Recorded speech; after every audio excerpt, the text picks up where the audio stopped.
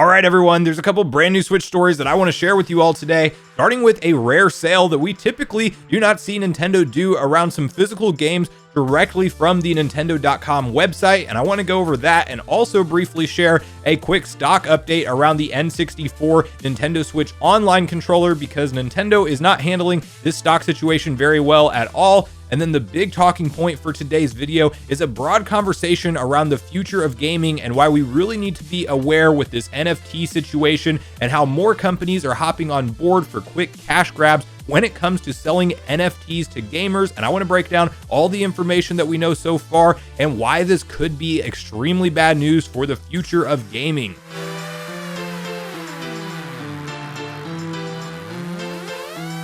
What's up, Nation? If it's your first time on the channel, make sure you join Sunbro Nation by subscribing below. Hit the like button on this video if you enjoy it today, and make sure you turn on your bell notification icon. You're kept up to date with all the newest gaming news. As I mentioned, guys, we're hopping through a couple different stories today, and I want to kick it off with a somewhat uncommon sale on the Nintendo.com website, as you can right now go hop over to their website and actually purchase a few different physical games, all of which are great in my opinion, at a discounted price right now. And you know, we don't typically see Nintendo run sales like this. If we do hop over to the website, you will see that the following games are $20 off, as we have Xenoblade Chronicles, the definitive edition, which I personally do not own, so I may actually pick it up on this sale, or I may check in at a GameStop at one point as opposed to shipping it through the Nintendo website. But I know that is a fan classic and a fan favorite, so maybe one worth looking at if you haven't picked it up already. Then we also have Hyrule Warriors and Age of Calamity on sale from $60 to $39.99 as well. And this is one that for Zelda fans out there, especially as we approach Zelda Breath of the Wild 2, that you may want to go through and give a full-on playthrough, because of course it is a prequel to Breath of the Wild, but it does a lot in the world of the lore that Breath of the Wild created, and it's just something that has some really cool story arc moments that I would definitely recommend hardcore Zelda fans to go through and play. One note, of course, is that it is not by any means, any way, shape, or form a traditional Zelda style game. This is a collaboration between Omega Force and Team Ninja and Nintendo, essentially mixing the Legend of Zelda series characters into a Dynasty Warrior style game. So it is a full-fledged action combat style, like hack and slash more. You're going to have fields of enemies all running at you with occasional big bosses and things, but you are basically taking out fields and fields of warriors in a very fast, intense action hack and slash style of layout. And I personally enjoy these. They're definitely not up there with the top tier 3D Zelda experiences for me personally, but the stories are always interesting and the gameplay does play fantastic, although you can argue there are some frame rate dips on this game as so many enemies are on screen, and you could argue also that you may need a more powerful Switch to fully run this game and experience it in full quality. But regardless, this may be one to look into if you haven't picked it up already. Then you have Fire Emblem Three Houses, which I own already, but I have not gotten a chance to boot it up. I've heard nothing but great things from the fan community around Fire Emblem games, and this will really be one of the first Fire Emblems that I play through entirely, as I've just never gotten hooked into the series over the course of time. And I'm very excited that once I get a little bit of extra time to go through the backlog of games that I still need to play through, to check out this one. And of course, it is on sale right now for $39.99 as well, physical. And then lastly, we have Bravely Default 2, which has a very beautiful graphical style and art direction and is very highly praised by gamers as well. This is another RPG that I have not played through or even picked up yet, so I may need to look into adding this one to my collection, as again, very good fan reviews, so definitely worth looking into this Nintendo.com store. Of course, Nintendo, I think, unless if anything's changed, they do like to charge a shipping fee every time, which is kind of ridiculous in the world of 2022 now, with Amazon, Walmart, and just about anywhere actually offering free shipping, as long as it's not a very low dollar order. But you will, of course, have to probably pay upwards of $6.99 for shipping, so factor that in as well if you do purchase directly through the Nintendo store. And then to quickly pivot the conversation, I want to provide you guys a quick update with the Nintendo Switch Online N64 controller, because if you remember when we got the announcement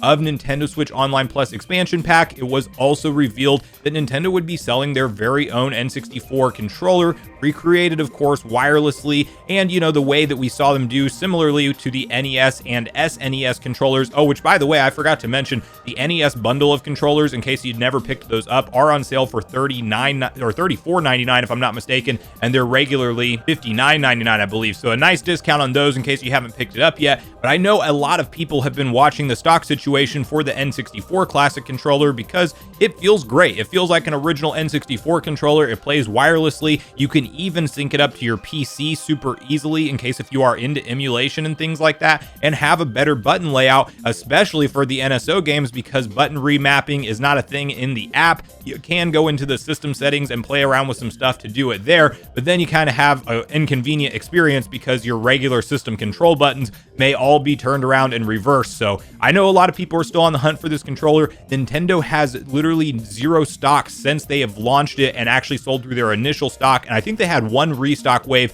and that's literally been it. And then there was a message that said there will be more inventory available in 2022. At the time of filming this video, of course, we are at Friday, January 14th into 2022, and we have no stock whatsoever. It just still says that inventory is temporarily sold out and will have more in 2022. And I gotta quickly gripe and just complain on Nintendo on this. Like, it's not like it's a chip shortage situation with these high-end processors where they just couldn't source the parts. I know there is a lot of constraints around everything right now in terms of manufacturing and production, but I'm pretty sure Nintendo's been planning on this NSO launch for quite a while, and they could have easily ramped up production for a classic controller like the N64 to meet at least some level of the consumer demand. And I've had people commenting since it was launching back in the day that they've still been on the hunt for this controller, and unfortunately it's even a scalper item that is going on eBay right now. So I really hope Nintendo addresses the situation soon and provides some more inventory, and I will keep an eye out for it in case if you guys are interested in picking up a controller and you haven't been able to find one yet, because it definitely adds to the NSO experience on N64, because the N64 is just such a unique controller that you kind of have to play it with that controller. So at least that's my 2 cents on it. I want to hear from you guys in the comments down below if you will be picking up any of these discounted games from Nintendo.com, and then also if you've been able to find an N64 NSO controller yet, or if you will remain on the hunt for the next restock wave, and how you feel and what you think about how Nintendo has handled this stock situation so far as a whole. So please share all your thoughts and feelings on this Nintendo.com news story in the comments down below. Now, the next story I want to share with you all today is really a broad discussion around the future of games and NFTs, because we're going to quickly see the landscape change when it comes to gaming. And if you've been around as a hardcore long-term gamer like I have, you may be a little bit worried with seeing what some companies are trying to initially capture in terms of revenue as quick cash grabs from offering out things like NFTs. And I won't do a full breakdown of what NFTs are, and I want to be clear also that I don't think it's all bad technology. There's definitely ways that this could be used correctly, and it essentially allows you to be a true digital owner of a product that is only digital. So you have the code, you have the key that is traced to you, that you own that NFT, which stands for non-fungible token. That's something that can be used correctly, in the sense that maybe one day we could really purchase a digital game and truly own it, where it is not tied to a server of a store like the eShop that may be discontinued 10 or 15 years in the future. But if you own the NFT for that digital title, maybe you could always go in and re-download it regardless of the status of the server if Nintendo chooses to discontinue it. So I definitely see the upside for the NFT technology and games going forward. What we are seeing right now is a lot of companies hopping on board for what really is just nothing more than a quick cash grab of trying to sell digital artwork or digital skins and things for characters that is branded as an NFT, and they're basically, because it's only one of a kind, they're trying to create a bidding war environment where people are paying exorbitant amounts of money just to own that one special unique item. And I think this comes down to whether the gamers support it with their dollars or not. But the reason this is on my radar today is, you may remember on the channel, we recently covered a story where Sega was actually commendable, in my opinion, because they went out of their way to say in an interview that if gamers viewed what they were doing with NFTs as cash grabs, that they would back off of their plans altogether. And while the story we're about to read through together may not indicate entirely that Sega has backtracked on that, there's still a reason it's in the news today, and it's because Sega NFT is now a brand new trademark that's been filed, but they did file it before that interview, so I want to say that. It doesn't mean that Sega's going to be the next company to do a cash grab, but I think we got to go over the information that's out there so we're all on the same page with what to watch out for and which NFT technology is good and we can get behind and support, and which ones as gamers we just need to completely stand up against and not support it with any of our dollars. But again, to kick off this conversation, let's hop over to VGC, where they have an updated article written up around the Sega NFT situation and the trademark that went live today. Sega has registered a trademark in Japan for Sega NFT. Its CEO recently said it would abandon its plans if NFTs were seen as simple money making. Sega has registered a trademark for the term Sega NFT in Japan. The new trademark filing published today by the Japan Patent Office was applied for in late December 2021 and includes Sega's NFT logo above. Sega indicated last year that it intended to begin selling NFTs via a Japanese social media post. However, last week its CEO Haruki Satomi appeared to have cooled on the idea somewhat, acknowledging the current negativity around the NFT landscape. The new trademark could suggest that it intends to move ahead with its NFT plans before gauging any reaction from the community. During a recent management meeting, Satomi indicated Sega would be willing to walk back on plans to create NFTs if they were perceived as simple money-making scheme rather than something that can captivate users. Many game companies have already started selling digital items as NFTs, such as Ubisoft and Konami, while others, including Square Enix, have expressed enthusiasm for the tech trend. Earlier this month, Konami announced that it would be auctioning off a Konami Memorial NFT collection featuring 14 unique artworks from the Castlevania series celebrating its 35th anniversary. Previously, in a New Year letter published during the holiday break, Square Enix president Yosuke Masuda committed to making blockchain and NFT games a part of its games portfolio. Masuda's comments were criticized by some corners of the games industry. However, they appear to have gone down well with the market.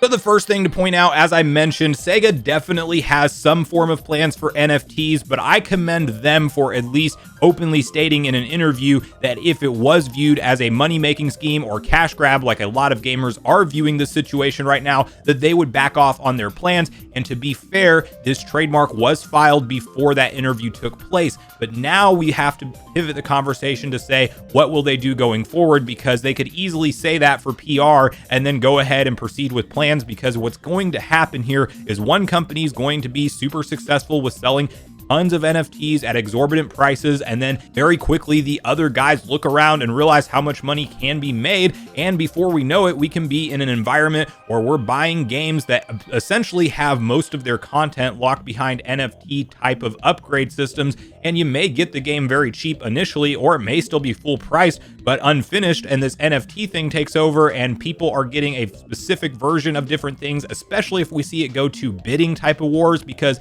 then that's an issue, because you actually have digital content that is essentially locked behind what you could consider not really like a scalping market, but kind of that same scenario where the prices are falsely inflated because of that digital tech, tying it to being that one unique item. So again, while I do think there's upside to this technology overall for games going forward, I can definitely see it becoming a very quick, grimy money-making scheme from a lot of these big publishers and developers, and that will ultimately bleed into Nintendo Switch games, whether it be third-party or eventually first-party, if there are signs and trends that the consumers and the gaming community support it. So I want to hear from you guys at this point in the video. I know that's a divisive topic around NFTs and games right now, but I want to hear where you fall and what side of the fence you fall on. Like, do you think that this is really going to be a net positive for games going forward, and that the technology won't be misused overall in a vast, layout like we're kind of seeing the first companies go out there and do, with basically just putting out very minimal work for things that they already would have probably released, but they're branding them as NFTs and selling them off in auctions?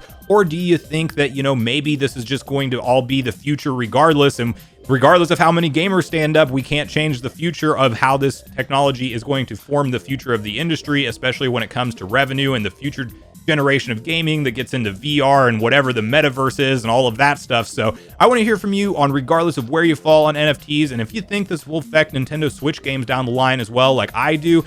But please share all your thoughts and feelings on both the stories we talked about today in the comments down below before you leave the video, as I do look forward to getting a back and forth conversation started with you all around these topics.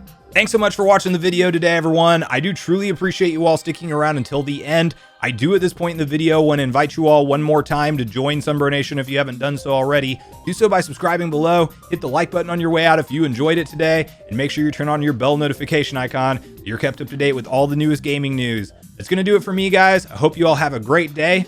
Sunbro Nation, out.